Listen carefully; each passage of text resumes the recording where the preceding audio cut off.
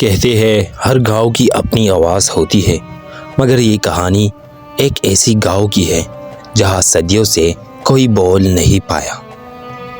اورحان ایک نوجوان فوٹوگرافر پراسرار لوک کہانیوں کی ڈھونڈنے کے شوق میں یہاں آتا ہے۔ اورحان راستے میں گاؤں کے باہر ایک پرانی سنگ میل پر رکتا ہے، جہاں ایک مٹتی ہوئی لکھی عبارت نظر آتی ہے: خاموشی کا اختیار کرو ورنہ آواز تمہیں نگل لے گی۔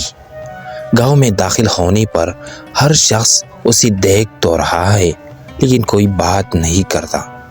ایک بچی اورحان کے کیمرے کو دیکھ کر قریب آتی ہے، ہونٹ ہلاتی ہے مگر آواز نہیں نکلتی۔ اورحان ایک بزرگ سے پانی پوچھتا ہے، وہ بس کنویں کی سمت اشارہ کر کے چلا جاتا ہے۔ شام ہونے لگتی ہے، آسمان پر سرخ روشنی پھیلتی ہے۔ اورحان کو ایک بوسیدہ مکان میں رات گزارنی پڑتی ہے۔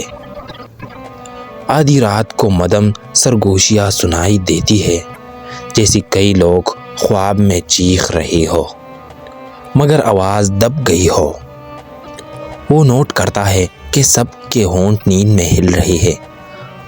اپنے نوٹ بک میں لکھتا ہے، یہ خاموشی فطری نہیں، کوئی جادو ہے۔ اگلی صبح گاؤں کے درمیان واقع پرانی کنویں تک جاتا ہے۔ کنواں ٹوٹا پھوٹا مگر اس کے اندر نیلی روشنی چمکتی ہے۔ اچانک ایک مدھم سرگوشی سنائی دیتی ہے، اگر آواز لوٹانی ہے تو اپنے دل کا سب سے بڑا سچ قبول کر، بغیر زبان کے۔ کنویں کے گرد پراسرار نشان بنے ہیں جن پر صدیوں پرانے الفاظ کندہ ہے: سچ کے بغیر آواز بیکار ہے۔ اورحان دل ہی دل میں اپنی سب سے بڑی کمزوری اور پچھتاوا دہراتا ہے: میں نے ہمیشہ سچ سے ڈر کر جھوٹ بولا، اپنے والد کی موت کا راز چھپایا۔ اچانک ہوا تیز ہو جاتی ہے، کنویں سے نیلی روشنی کا طوفان اٹھتا ہے۔ گاؤں کے ہر گھر میں دروازے خود بخود کھلنے لگتے ہیں، پرندے زور سے چہچہاتے ہیں، گاؤں والے آہستہ آہستہ بات کرنے لگتے ہیں۔ پہلی آواز جو اورحان سنتا ہے وہی بچی کی ہنسی ہے۔ بزرگ اس کے قریب آ کر پہلی بار بولتا ہے، بیٹے تم نے وہ کر دکھایا جو ہم صدیوں سے نہ کر سکے۔